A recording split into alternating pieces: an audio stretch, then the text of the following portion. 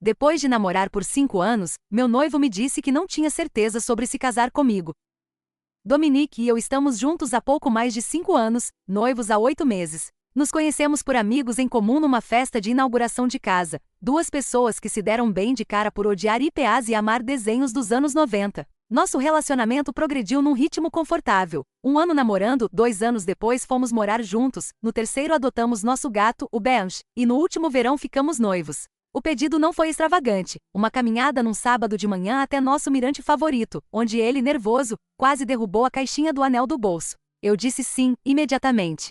Marcamos a data para outubro e fomos planejando tudo aos poucos, bom, quase tudo por minha conta, enquanto ele só concordava com a cabeça. Há uns 3 meses, o Dominique começou a fazer comentários estranhos quando falávamos dos planos do casamento. Nada explicitamente negativo, só hesitante. Quando eu mostrava possíveis locais, ele dizia coisas do tipo: é muito dinheiro para um dia só, ou a gente precisa mesmo convidar tanta gente. Eu ignorei, achei que era o jeito típico de homem, ou preocupação com o orçamento. Depois vieram as respostas atrasadas às minhas mensagens sobre o casamento. Eu mandava opções de buffet e ele respondia horas depois com um tá bom ou como você quiser. Quando perguntei se estava tudo bem, ele dizia que estava só ocupado no trabalho, a construtora tinha assumido projetos grandes. Fazia sentido. No mês passado, ele começou a sair mais com um amigo do trabalho, o Paul.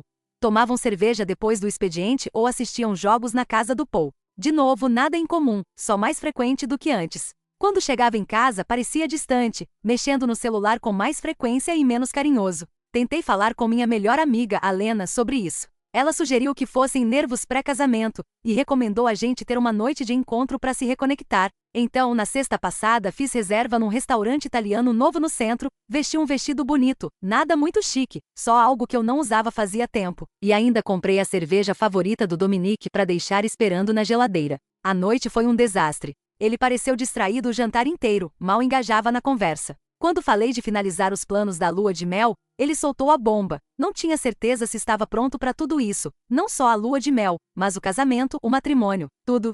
Fiquei atonita. 5 anos juntos, 8 meses noivos, e agora ele não tinha certeza? Quando pressionei, ele mencionou conversas com o Paul sobre como o casamento muda as coisas e citou o divórcio bagunçado do irmão do Paul. A discussão escalou rápido, eu tentando não fazer uma cena no restaurante enquanto sentia meu mundo desmoronar. Mal tocamos no prato principal. O caminho de volta foi silencioso e tenso. No apartamento ele desviou do assunto dizendo que precisava de tempo para pensar, e foi dormir no sofá. Na manhã seguinte foi dolorosamente constrangedor. A gente se movia pela casa como estranhos dividindo um Airbnb. Ele comentou que ia encontrar o Paul e alguns colegas para almoçar e ver o jogo no The Rush Nail, um bar esportivo no centro. Eu estava emocionalmente esgotada demais para discutir. Algumas horas depois, a Lena ligou e me convenceu a sair de casa. Fomos tomar café e eu desabafei tudo. Ela ouviu com paciência e sugeriu que talvez o Dominique estivesse só com a ansiedade normal de pré-casamento. Depois do café, vagamos pela Target sem rumo, minha atividade favorita de aliviar o estresse.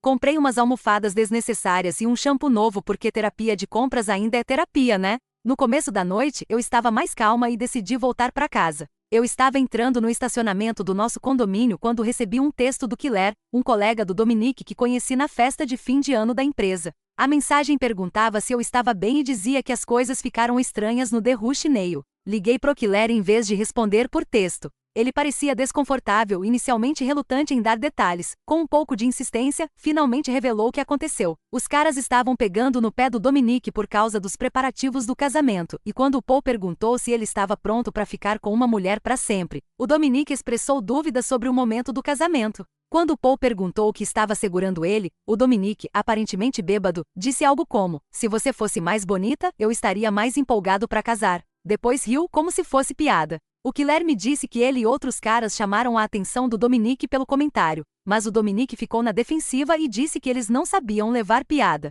Fiquei 20 minutos chorando no carro depois da ligação. O homem que amei por 5 anos, que eu achava que me amava, tinha feito uma piada pública sobre minha aparência ser o motivo da hesitação dele em se casar comigo. Quando finalmente entrei, o Dominique estava apagado no sofá, ainda com as roupas de antes. O apartamento cheirava a cerveja velha. Levei o bege pro quarto e tranquei a porta. No domingo de manhã, acordei com cheiro de café e bacon, o café da manhã de desculpas padrão do Dominique. Ele estava com cara de ressaca e sem graça, claramente esperando que comida resolvesse. Quando confrontei sobre o que o Killer me contou, seu rosto caiu. Ele imediatamente tentou minimizar. dizendo que estava bêbado e sendo estúpido. Segundo ele, os caras estavam zoando por ele ficar preso, e ele disse algo idiota para calar a boca deles. A defesa de coisa de homem só piorou. Discutimos sobre como ele pôde me humilhar na frente dos amigos, e ele insistia que não foi essa a intenção. Tentou explicar que estava estressado com custos e pressão do casamento, mas eu não conseguia superar o fato de ele ter usado minha aparência como punchline de uma piada cruel.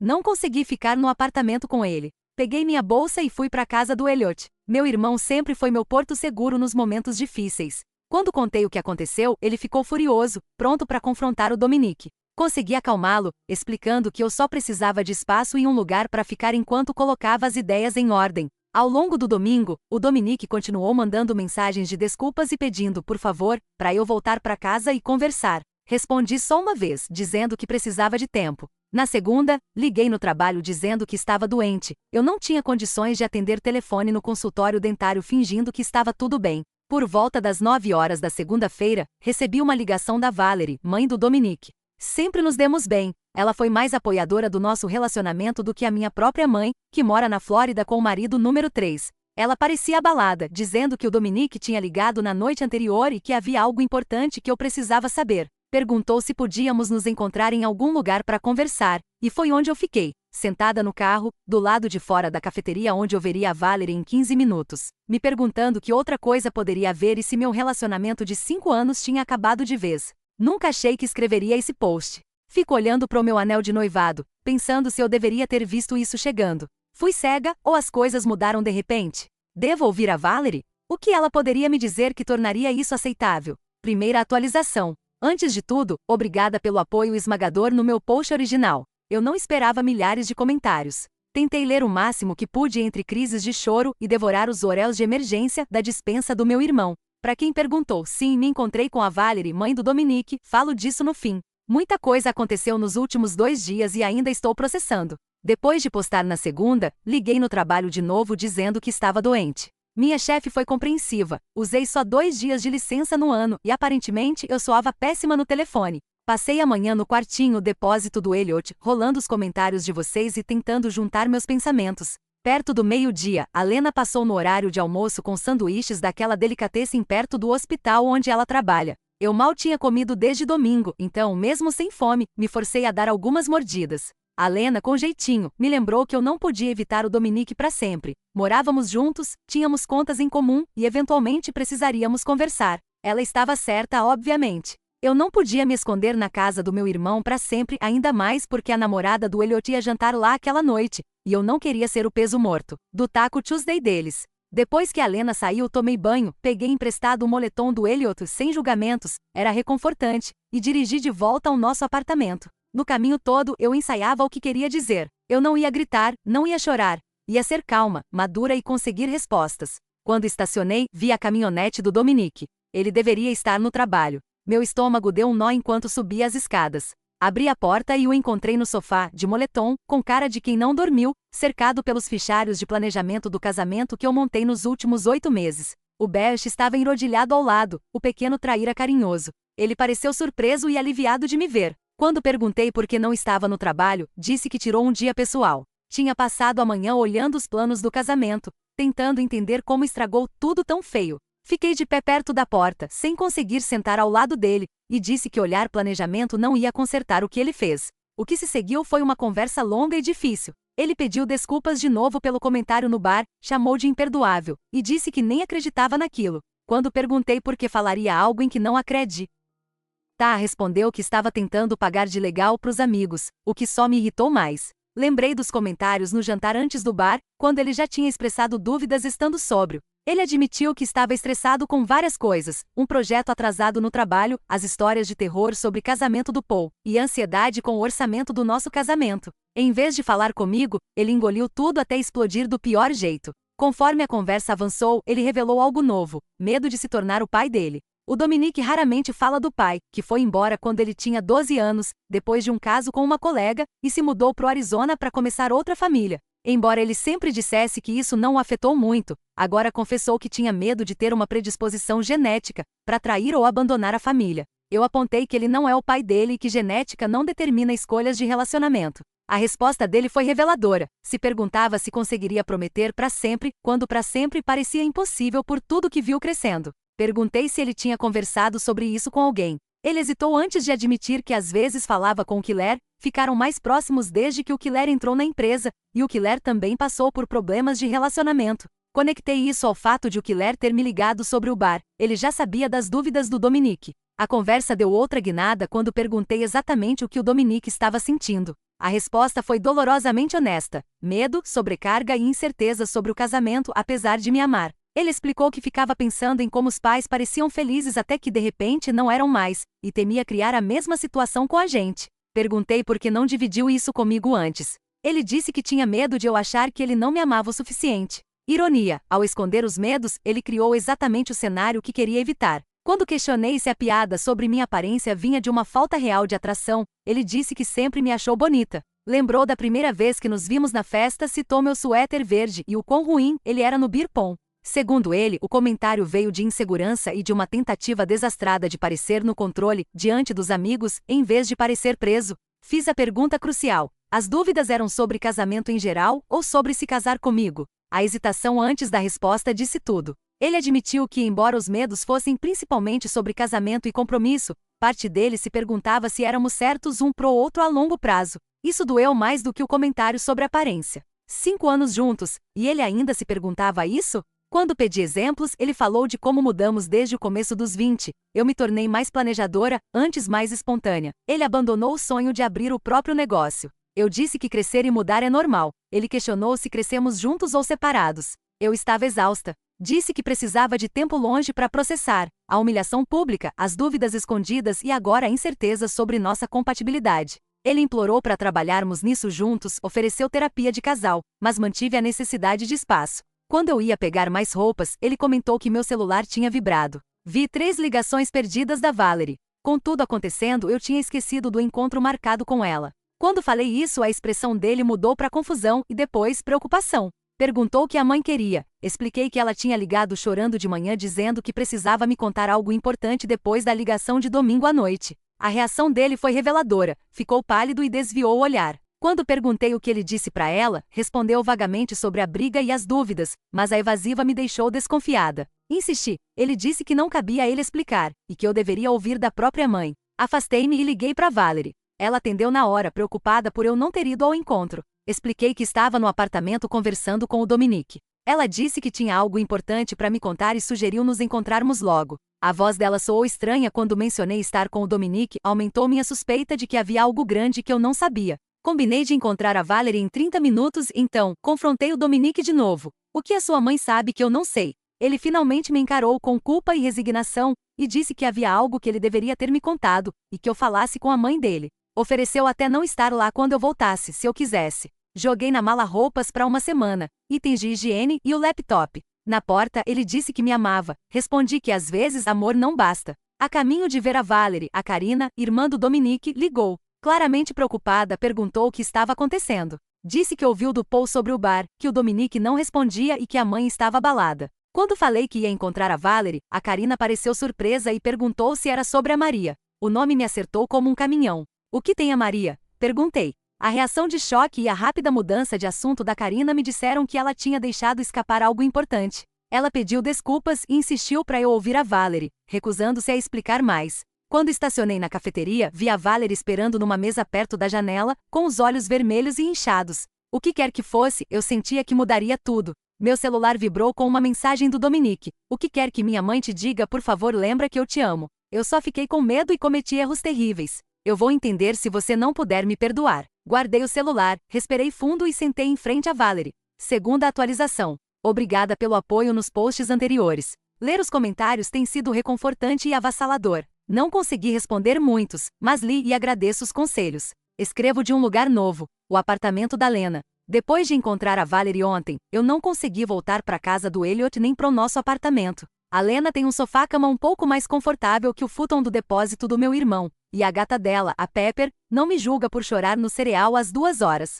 Sobre o encontro com a Valerie, por onde começo? A cafeteria estava cheia numa tarde de terça. Parecia que a faculdade comunitária ali perto tinha acabado as aulas e havia estudantes com laptops em quase todas as mesas. A Valerie conseguiu um buff de canto, com encosto alto, dava ao menos a ilusão de privacidade. Ela estava diferente da última vez que a vi no nosso jantar de família 3 semanas atrás. O Chanel sempre impecável estava um pouco bagunçado e ela não usava maquiagem. Em 5 anos nunca vi a Valerie sem ao menos rímel e batom, não por vaidade, é o ritual dela, como quem não começa o dia sem café. Quando cheguei, ela levantou para me abraçar, cheirava as folhas de secadora de lavanda que sempre usa. Pedi um café preto, embora o que eu realmente quisesse fosse um caramelo com bastante chantilly.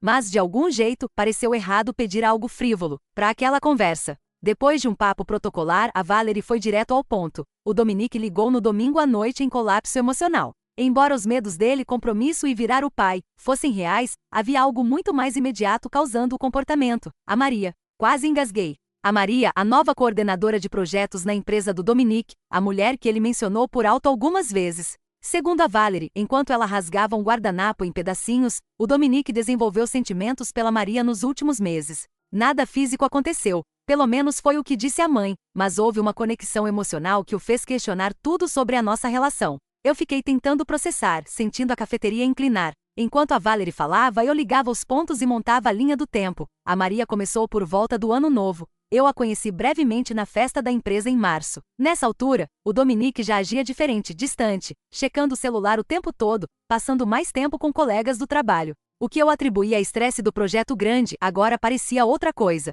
Perguntei por que ela me dizia isso em vez de proteger o filho. Os olhos dela encheram d'água. Ficou claro o paralelo com o fim do próprio casamento. Antes de o pai do Dominique ir embora pro Arizona com a colega, houve meses de distância, comentários duros e discussões fabricadas, tudo para criar afastamento, em vez de admitir a verdade. Ela não queria ver a história se repetir comigo no escuro enquanto o Dominique escolhia o caminho covarde. De repente a piada no bar fez sentido, não só a estupidez de bêbado, mas uma tentativa inconsciente de sabotar o relacionamento para não precisar tomar a decisão difícil. Conversamos por mais de 1 hora. A Valerie contou mais da experiência dela, como tentou salvar o casamento mesmo depois de saber da traição, como se culpou por não ser suficiente. Antes de nos despedirmos no estacionamento, ela disse algo que ecoa na minha cabeça desde então. A lição mais difícil que aprendi foi que você não pode obrigar alguém a escolher você. Ou a pessoa escolhe ou não. Qualquer coisa entre uma coisa e outra só adia o inevitável. Fiquei muito tempo no carro depois, encarando o celular.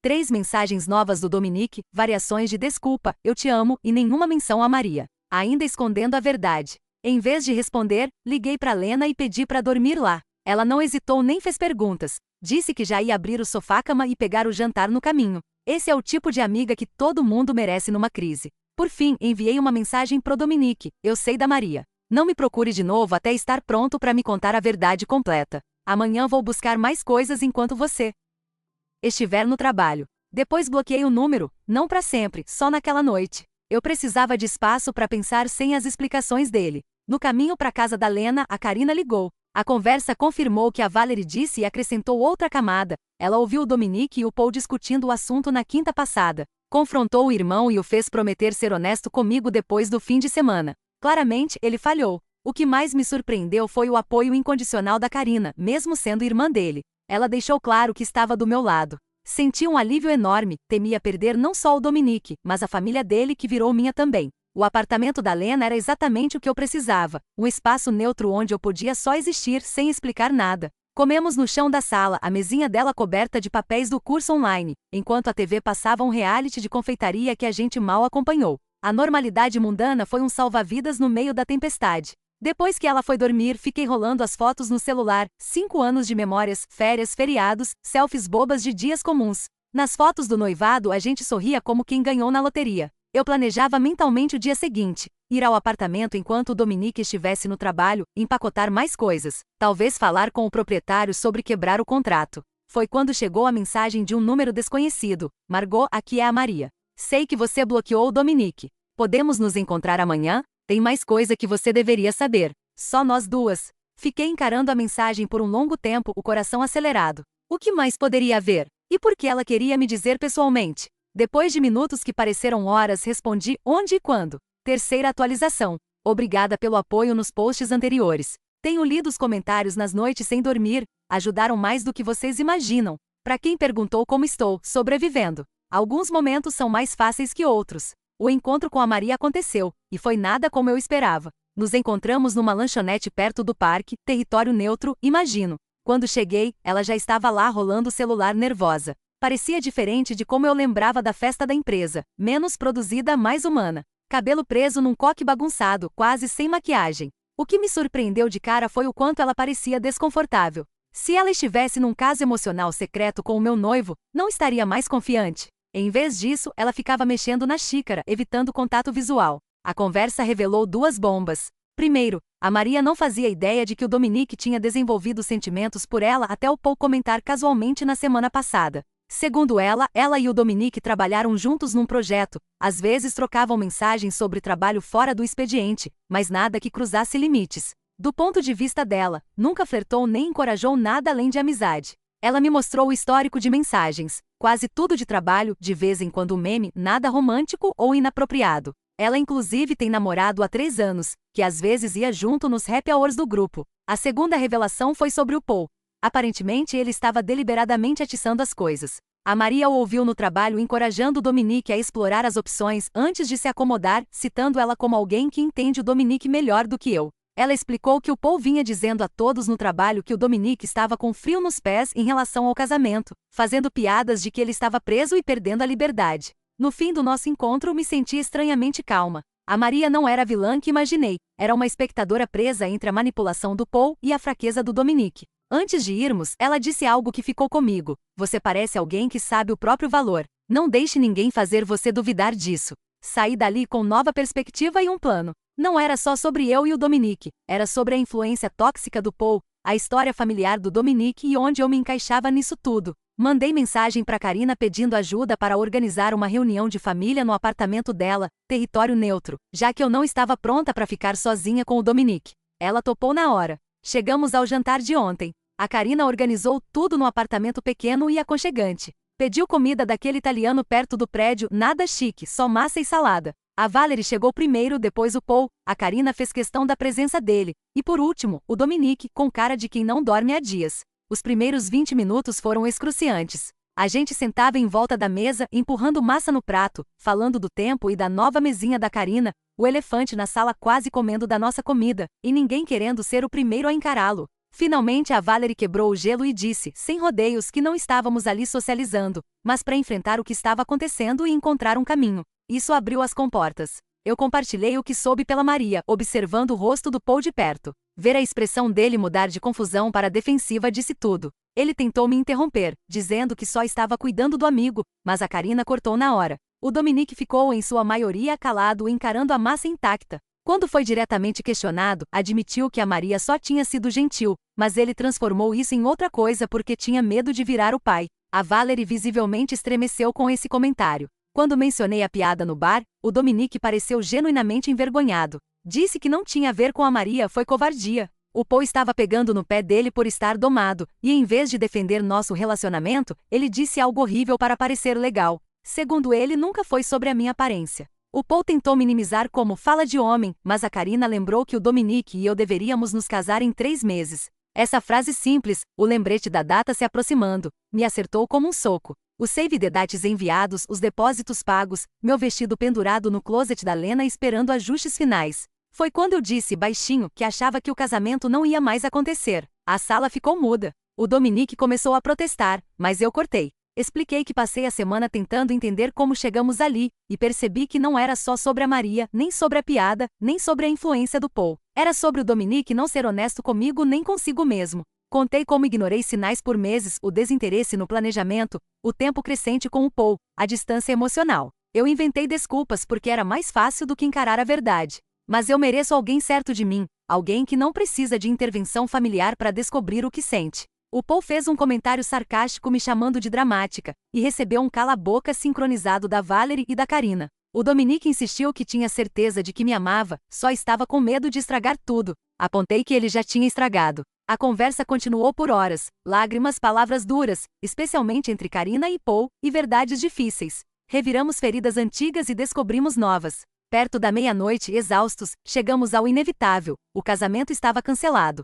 Nosso relacionamento de 5 anos tinha chegado ao fim. Não foi um rompimento aos gritos nem uma saída dramática. Foi o reconhecimento mútuo de que algo fundamental tinha quebrado entre nós, a confiança. Talvez um dia pudesse ser reconstruída, mas não há tempo de um casamento em outubro, não com a Maria ainda trabalhando na empresa do Dominique, não com o eco daquela piada entre nós. A Karina me levou para casa da Lena depois, garantindo que isso não mudava minha relação com ela ou com a Valerie. Segundo ela, eu continuava sendo família, independentemente do que acontecesse com o Dominique. Quando voltei ao apartamento da Lena, sentei no sofá-cama no escuro e deixei a realidade me inundar. 5 anos, gone, casamento cancelado, futuro desconhecido. Não chorei na hora. Em vez disso, fiz uma lista no bloco de notas do celular. Ligar pro local para cancelar, depósito provavelmente perdido, devolver anel, avisar convidados. Sair do apartamento, mudar status nas redes sociais. Eram mais de 2 horas quando a Lena saiu do quarto, sonolenta. Ela tinha me ouvido entrar e queria saber se eu estava bem.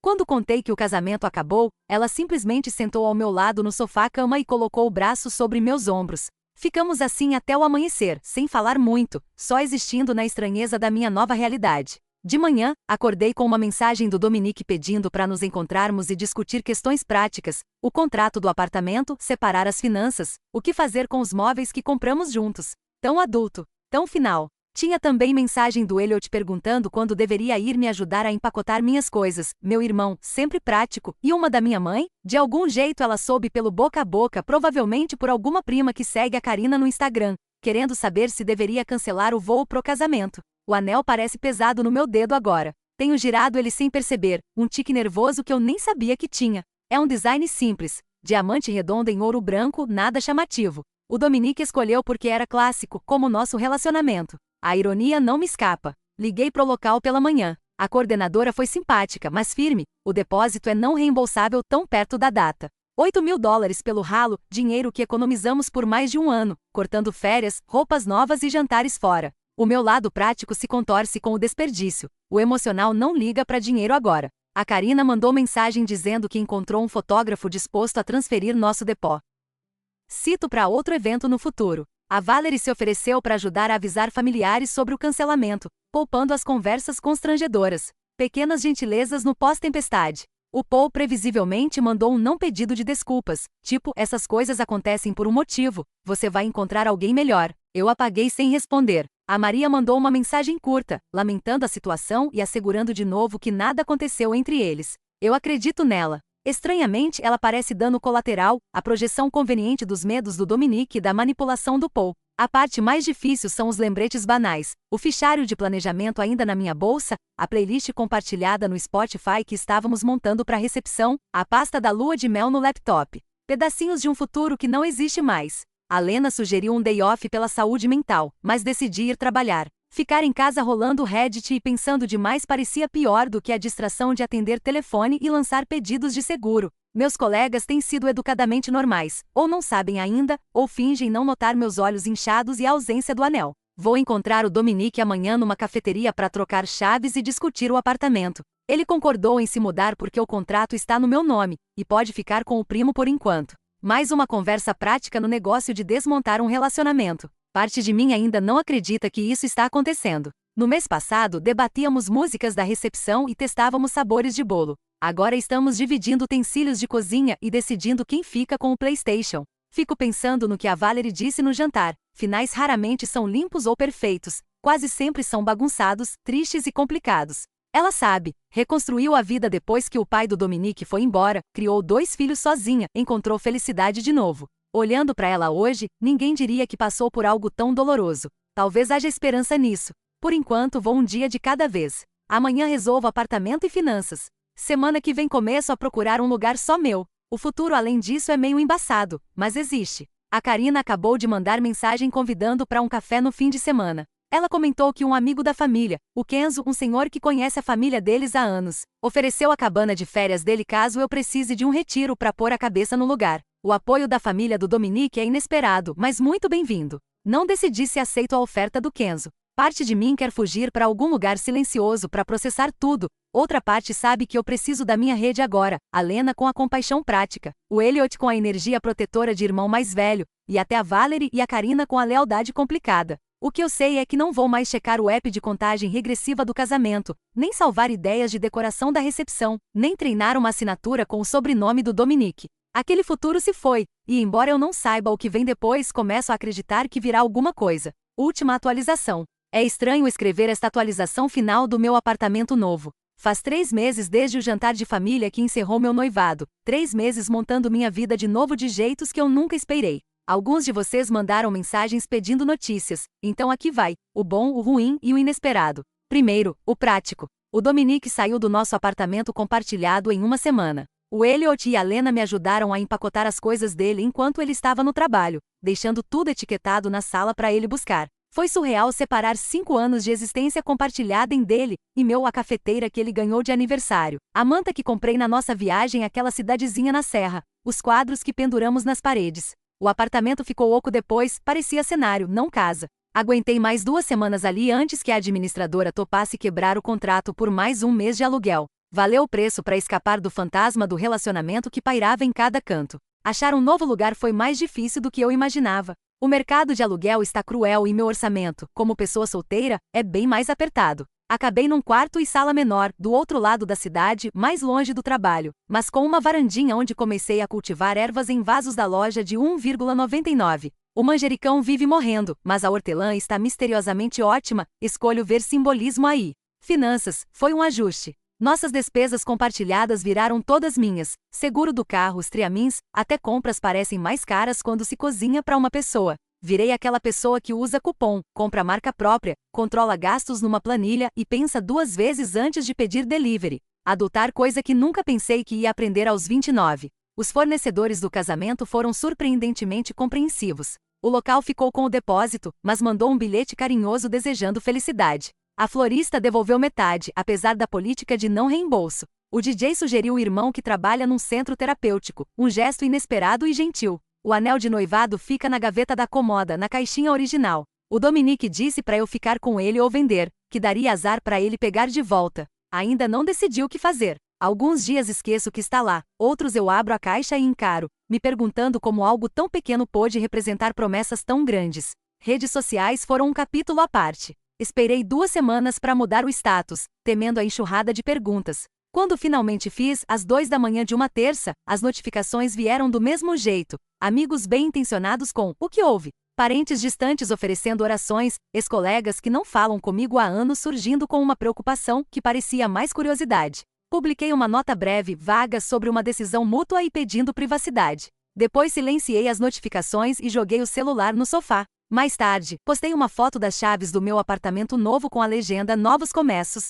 Teve menos curtidas que o anúncio do noivado, mas pareceu mais verdadeiro. Sobre o Dominique, falamos algumas vezes desde o término, principalmente sobre coisas práticas, correspondência entregue no endereço errado, a nuvem compartilhada que esquecemos de separar, devolver uma air fryer emprestada da irmã dele. Conversas civis, porém engessadas, tipo desconhecidos obrigados a fazer small talk no elevador. Ele continua na mesma empresa, ainda amigo do Paul, embora a Karina diga que eles andaram se desentendendo e morando com o primo. Pelo rádio peão, a Karina, a situação com a Maria ficou esquisita depois do rompimento. Ela pediu transferência para outra equipe e ficou fria com ele depois de saber de tudo. A maior surpresa veio mês passado, quando Dominique mandou mensagem pedindo para nos encontrarmos. Não nos víamos desde a troca de chaves e parte de mim ficou curiosa. Nos encontramos numa cafeteria perto do meu novo AP, território neutro, com testemunhas, sugestão meio brincadeira da Lena. Ele parecia diferente, mais magro, olheiras, camisa que eu não reconheci. Os 10 primeiros minutos foram conversa fiada sobre trabalho e clima.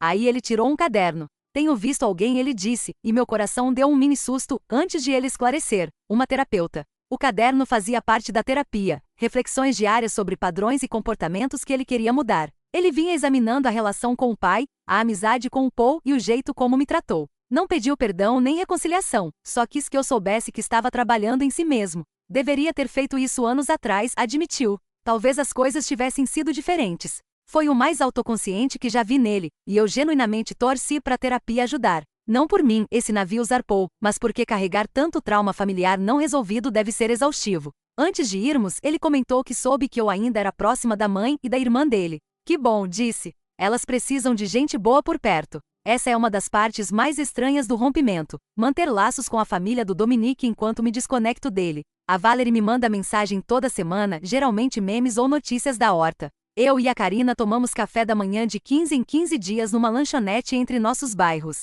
Elas têm sido cuidadosas para não me colocar em situações desconfortáveis nem falar demais sobre o Dominique, respeitando os limites que estabeleci.